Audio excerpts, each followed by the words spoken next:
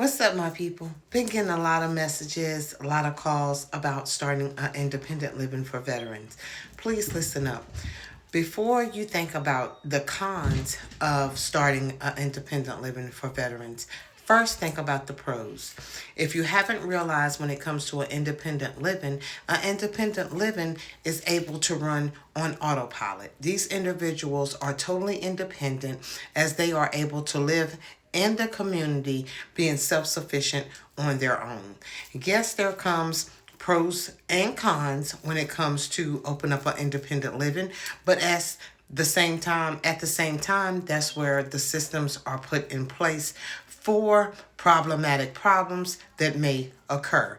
If you are interested in starting an independent living serving veterans or a transitional living or adding on different services serving independent living veterans, then I am your go-to.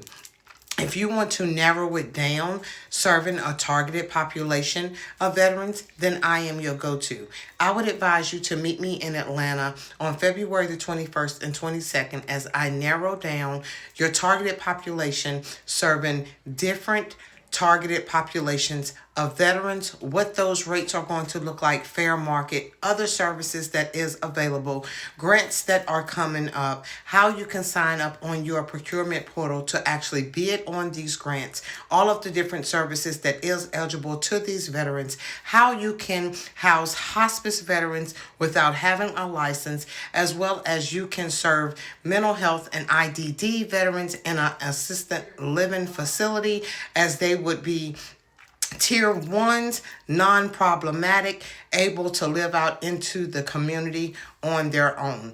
You do not want to miss this. There is going to be so much informal information that's going to be given on this 2-day event.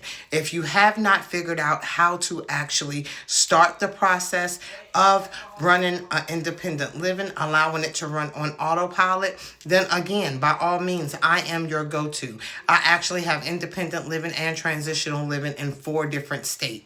These states and other states does not require you to have a license in order for you to house these individuals because again, you're not offering any personal care services. You're only housing these individuals. If you want to add on additional services, then of course that's where extra credentials and accreditation would come in at. But at the conference, I'm showing you guys over 35 different ways to serve veterans without having a Tri-West contract, CCN contract, or a veteran care agreement.